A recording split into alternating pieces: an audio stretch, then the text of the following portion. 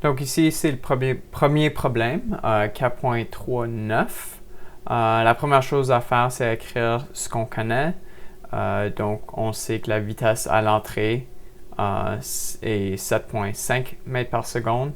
La vitesse à la sortie de la semaine passée, on sait que Vmax va être 10 mètres par seconde et Vmin va être 5 mètres par seconde. Ce qu'on cherche cette fois ici, c'est un peu différent. Ce qu'on cherche, c'est les forces pour tenir le tuyau en place.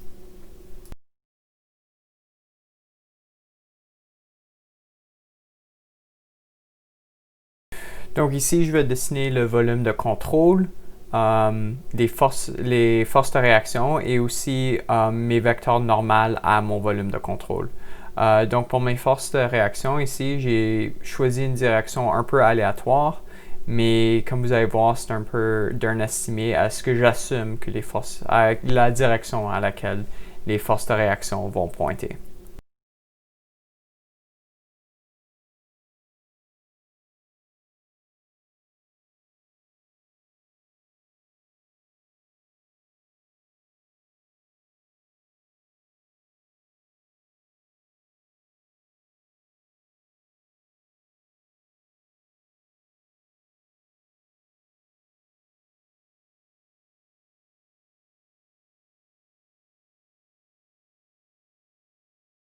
Donc ici, je vais écrire la conservation du momentum, qui est la somme des forces est égale au changement de momentum dans le volume de contrôle pour un temps, plus les flux rentrants et sortants du volume de contrôle.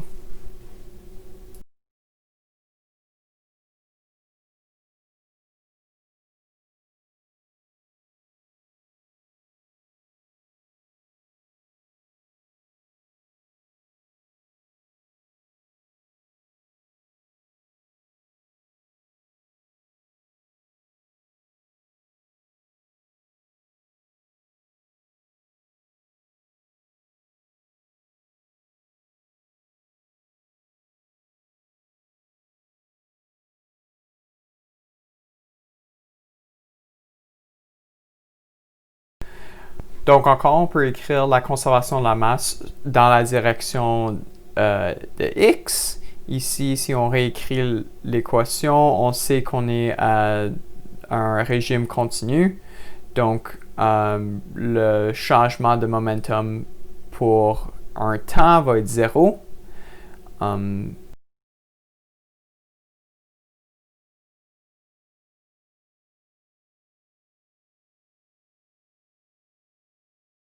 Ensuite, respectant le système de coordonnées de l'énoncé du problème, notre force de réaction en x va être négative et aussi notre vecteur index n va être aussi négatif.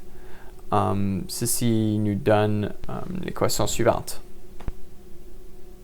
Finalement, tandis que la vitesse u ne dépend pas de la surface A, ce qu'on peut faire, c'est qu'on peut sortir u de l'intégrale.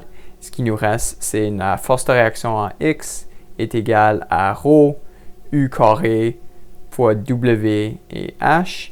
Et selon l'énoncé du problème, parce que c'est un tuyau rectangulaire, w et h devient la même dimension, donc c'est h au carré.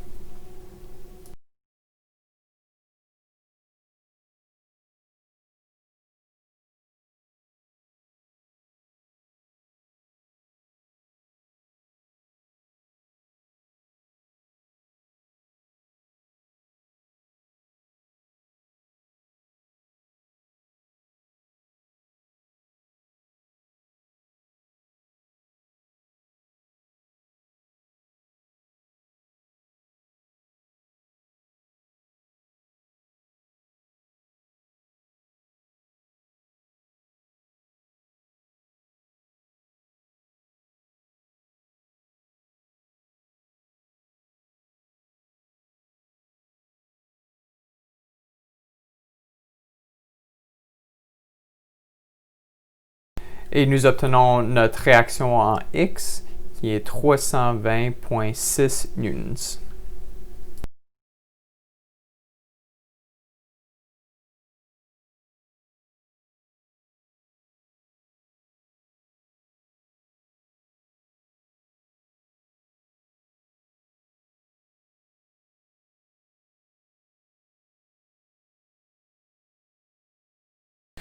Comme on a fait avec la direction en X, en Y, on peut aussi écrire l'équation de la conservation du momentum en respectant encore notre schéma qu'on a décidé.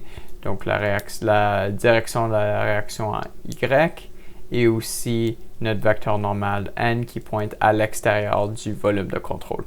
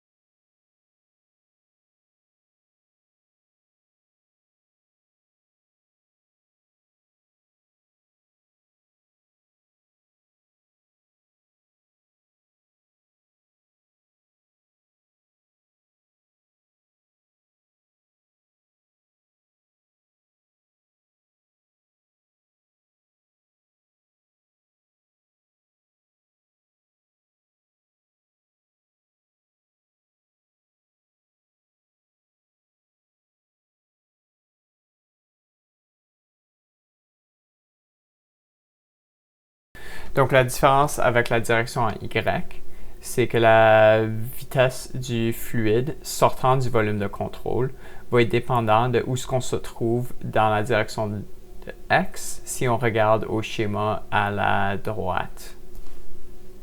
Donc il faut donc trouver une expression pour la vitesse sortant du volume de contrôle en fonction de X. En suivant notre système de coordonnées, on sait que si on est à une distance x de 0, on veut avoir la vitesse maximale, donc 10 mètres par seconde. Si on est à une distance h, le long de l'axe des x, on veut avoir la vitesse min, donc 5 mètres par seconde. Parce qu'on sait que c'est un système linéaire, on peut donc trouver une fonction de la vitesse dépendant de la direction qu'on se trouve le long de l'axe des x. Cette équation ici est moins 5 x sur h plus 10. On sait que cette équation ici fonctionne parce qu'on peut l'essayer. Donc, à une distance x de 0, on reçoit 10 mètres par seconde. Si on se trouve à une distance h, on est à 5 mètres par seconde, donc à la vitesse minimale. Maintenant qu'on a notre fonction v2 en fonction de x, on peut remplacer dans l'intégrale ici. Donc dans l'intégrale, j'ai sorti w qui est la profondeur du tuyau. C'est parce qu'on assume que le profil de vélocité ou la vitesse va être constant le long de la profondeur du tuyau. Et ensuite, une erreur que j'ai corrigée un peu plus tard, mais les bounds de l'intégrale devraient aller de 0 à h et non de 0 à x.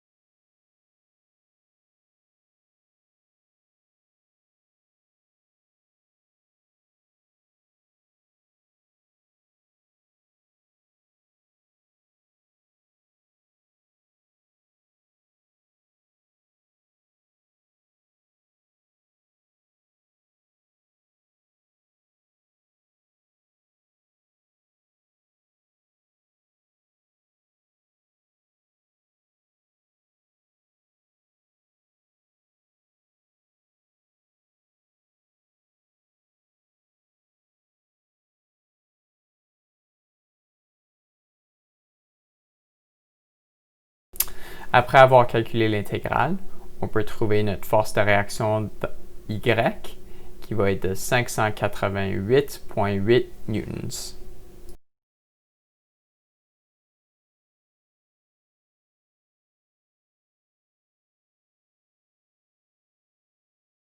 Avec la force de réaction en X et Y, on peut maintenant trouver la magnitude résultante des deux forces et aussi l'angle, tout en respectant les forces du schéma qu'on a dessiné au début du problème.